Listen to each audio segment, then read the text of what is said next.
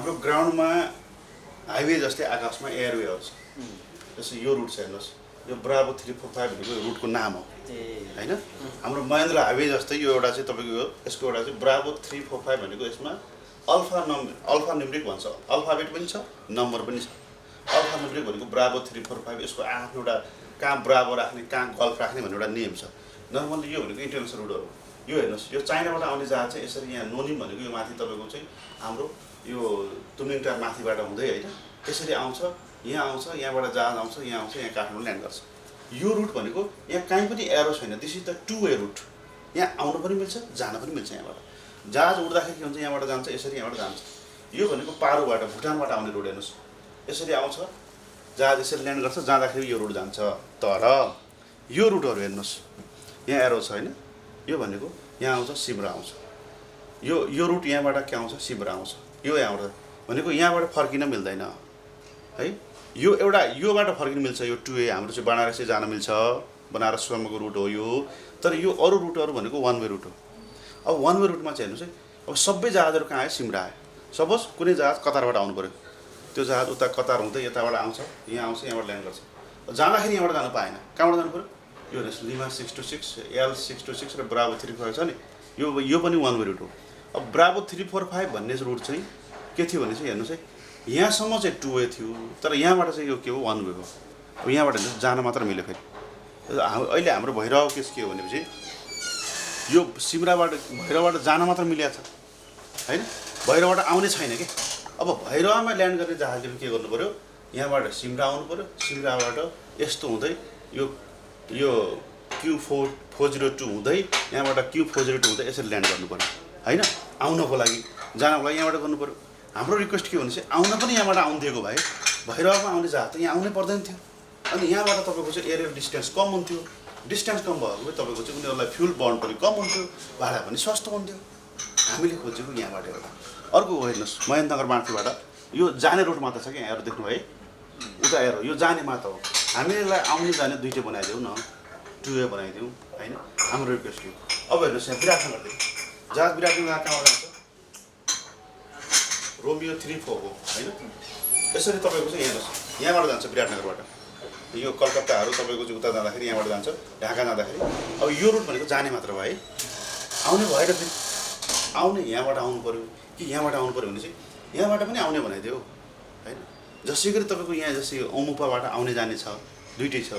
जसै गरी यहाँ त नोनिम भन्ने पोइन्टबाट यो पोइन्टहरू है हाम्रो रुटको तपाईँको चाहिँ कहिलेकाहीँ बाटोमा हाइवेमा जाँदै गर्दाखेरि त्यो सडक विभागले यसो गरेर नाम राखेको हुन्छ नि, फलान ठाउँ भनेको they are the just like हामी रिपोर्टिङ पोइन्ट भन्छ, they are the significant point होइन, they are the ATS routes, यिनीहरू ATS रुट हो।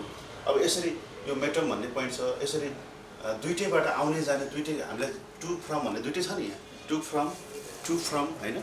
अब यसरी हामीले चाहिँ खोजेको, यसरी खोजेको भए के हुन्थ्यो भने चाहिँ हामीलाई चाहिँ के हुन्छ, भैरवको लागि हाम्रो एरियल डिस्टेन्स कम हुन्थ्यो र यो फ्लाइटहरू कमर्सियली के हुन्छ तपाईँको चाहिँ यो भाइबल हुन्थ्यो है।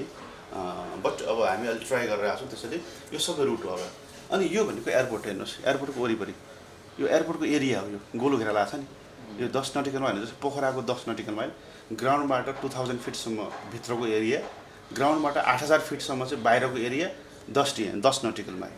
नटिकल माइल भनेको 1.852 किलोमिटर हुन्छ। 1 नटिकल माइल भनेको 1.852 किलोमिटर भनेको झन्डै 2 किलोमिटर जति हुन्छ। अब हेर्नुहोस् यो भनेको सिमराको एयरपोर्टको एरिया, अनि यो भनेको विराटनगरको एरिया, यो चन्द्रगढीको एरिया होइन, यो एरियाहरू छ।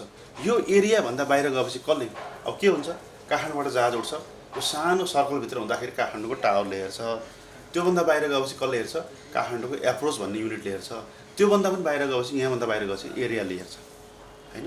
अब यो W लेखेको भनेको डोमेस्टिक रुटहरू, विस्की फोन चाहिँ यहाँबाट पोखरा गयो, पोखराबाट यो अरू तपाईँको चाहिँ लिमा ब्राभो लेखेको भनेको यिनीहरू इन्टरनेसनल रुटहरू है। मैले भनेको यो सबै एरोनोटिकल चार्टमा चाहिँ अब माउन्टेन फ्लाइट जाँदाखेरि यसरी जान्छ हेर्नुहोस्, यो रातो छ नि यो line, this the mountain flight सिधै जान्छ 80 माइलसम्म पुग्छ, के अरे यसरी घुम्छ, माथिबाट यसै हुँदै लुक्ला हुँदै माथि बार्बी भनेको यो दोलखाको माथिको पोइन्ट हो, यहाँबाट सिधै कहाँ आउँछ, काठमाडौँ आउँछ।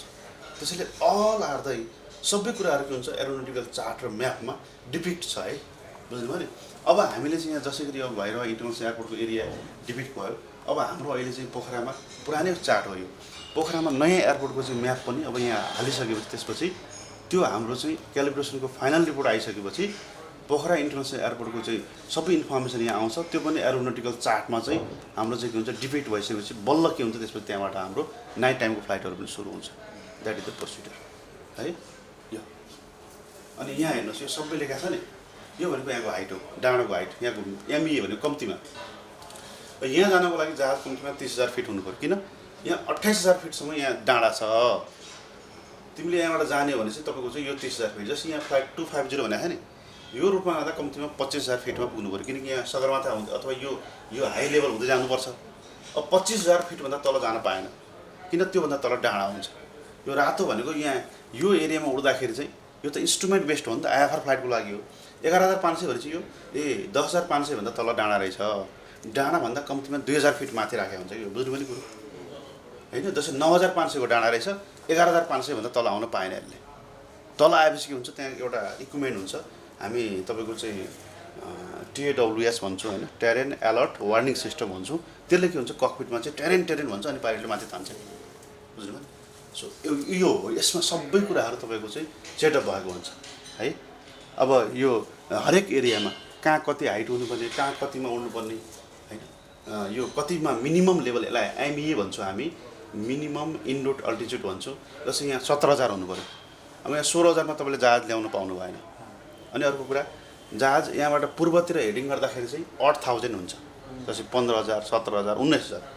अनि तपाईँको चाहिँ पश्चिमतिर हेडिङ गर्दा 11,000 हुन्छ, 16,000 18,000।